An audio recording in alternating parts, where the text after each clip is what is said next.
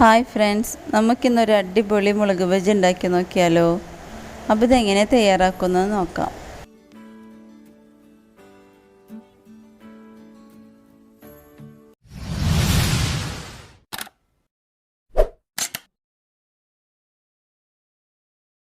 ഇതിലേക്കായി ആദ്യം നമുക്ക് ഒരു സവാള ഫ്രൈ ചെയ്തെടുക്കണം.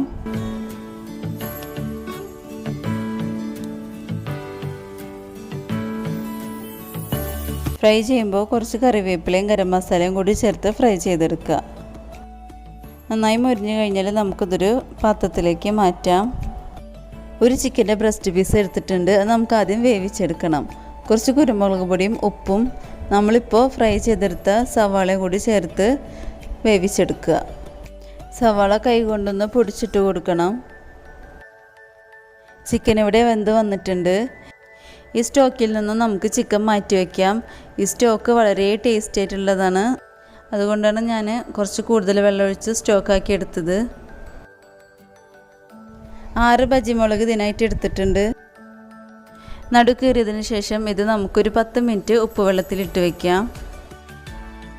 അപ്പോഴേക്കും നമുക്കിതിന് വേണ്ട മസാല തയ്യാറാക്കിയെടുക്കാം. ഒരു പാൻ അടുപ്പത്ത് വെച്ച് അതിലേക്ക് ആവശ്യത്തിന് എണ്ണ ഒഴിച്ച് കൊടുക്കുക. ചെറുതായി അരിഞ്ഞ സവാള, കുറച്ച് കറിവേപ്പിലയും ഗരം മസാലയും കൂടി ചേർത്ത് വഴറ്റി കൊടുക്കണം.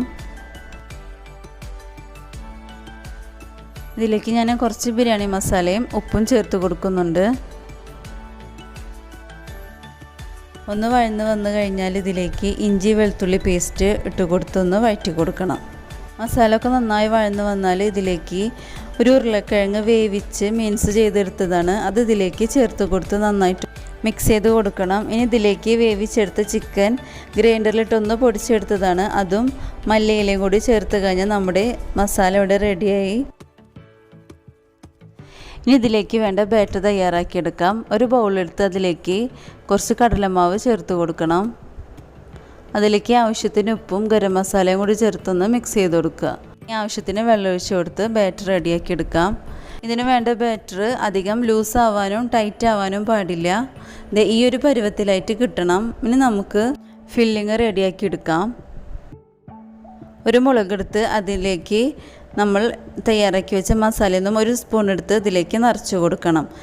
മസാല നന്നായി ചൂടാറിയതിന് ശേഷം ഫില്ല് ചെയ്യാൻ പാടുള്ളൂ. അല്ലെങ്കിൽ മുളകിനൊരു വാടിയ സ്മെല്ല് വരും. ഇങ്ങനെ എല്ലാ മുളകും നമുക്ക് ഫില്ല് ചെയ്തെടുക്കാം. അതിനുശേഷം നമുക്ക് ഈ മുളക് ഫ്രൈ ചെയ്തെടുക്കാം. ഓരോ മുളകെടുത്ത് ബാറ്ററിൽ മുക്കി ചൂടായ എണ്ണയിലിട്ട് ഫ്രൈ ചെയ്തെടുക്കാം.